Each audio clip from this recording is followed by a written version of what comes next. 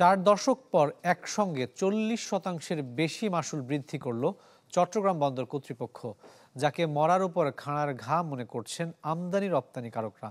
তারা বলছেন যে এতদিন মাশুল কম নিলেও বাড়তি খরচ করতে হয়েছে নানামুখী জটিলতার কারণে। তাই সেবার মান উন্নয়নের পাশাপাশি ধাপে ধাপে মাশুল বৃদ্ধির পরামর্শ দিয়েছেন বিশেষজ্ঞরা। রাকিব হোসেনের রিপোর্ট।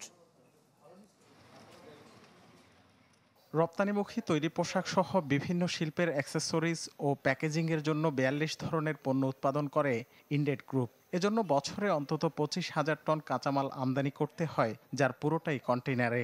সম্প্রতি চট্টগ্রাম বন্দরে মাশুল বৃদ্ধির কারণে প্রতিষ্ঠানটির ব্যয় বাড়বে প্রায় 1,20,00,000 টাকা। গ্রুপের ব্যবস্থাপনা পরিচালক বলছেন, ক্রেতাদের সঙ্গে পুরনো চুক্তির কারণে বাড়তি ব্যয় পণ্যের দামের সঙ্গে সমন্বয়ের সুযোগ নেই। বায়ারের সাথে আমার 6 মান্থ আগেই আমার যে চুক্তি হয়েছে যে আমি নেক্সট 1 ইয়ার আমি আপনাদেরকে এই মালটা এই পণ্যটা আপনাদেরকে দিব যে এক্সিস্টিং আপনার এই প্রাইজে। সেক্ষেত্রে আমরা প্রাইস বাড়ুক বা কমুক, সেক্ষেত্রে সে বায়ারের সাথে আমি চুক্তি ভঙ্গ করতে পারবো না। আমার লস মেনে এবং লস দিয়েই দেশের আপনার প্রতিষ্ঠান রান করতে হবে।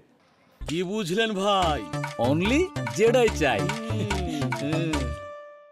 সবশেষ অর্থ বছরে দেশে রপ্তানি আয় ছিল $48 বিলিয়ন। এজন্য আমদানিও করতে হয় বড় একটা অংশ। ফলে মাশুল বাড়ানোর প্রভাব পড়বে দুই খাতেই। বিজিএমইএ এর তথ্য অনুযায়ী গেল 4 দশকে এই হার না বাড়লেও টাকার অবমূল্যায়নে ব্যয় বেড়েছে 3 গুণ।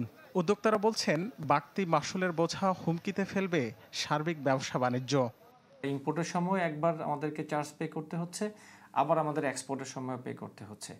এই দুইটা পেমেন্টের ক্ষেত্রে আমাদের চার্জের ক্ষেত্রে আমাদের জন্য এটা অনেক বড় বার্ডেন। আমরা এখনো বলি যে সরকারের কাছে যে যদি এটাকে তারা একটা সহনীয় মাত্রায় নিয়ে আসে, অথবা আমাদের যারা ইম্পোর্ট এবং এক্সপোর্ট করছি তাদেরকে যদি একটা অ্যাডজাস্টমেন্টে নিয়ে আসে, তাহলে অন্তত একটা সহনীয় মাত্রায় এটা আসতে পারে। বিশেষজ্ঞরা বলছেন, আন্তর্জাতিক প্রেক্ষাপট বিবেচনায় মাশুল বৃদ্ধির যৌক্তিকতা আছে, তবে এজন্য প্রত্যাশিত সেবার নিশ্চয়তা জরুরি। 40% কম থাকা সত্ত্বেও যে পরিমাণ ওই বিলম্বের কারণে ড্যামারেজ দিতে হয়, তাতে গিয়ে ব্যবসায়ীদের অনেক ক্ষতি হয়। তো আমরা যদি এই 41% বাড়িয়ে, কিন্তু সেটা 12 মাস বা 18 মাস ধাপে ধাপে, আর তার সাথে সাথে সেবাগুলোকে আমরা ইমপ্রুভ করতে পারি, হয়তো আলটিমেটলি ব্যবসায়ীদের খরচ কমেই আসবে। এর আগে 2026 সালের জানুয়ারি পর্যন্ত নতুন মাশুল স্থগিতের দাবি জানিয়েছিল বিজিএমইএ।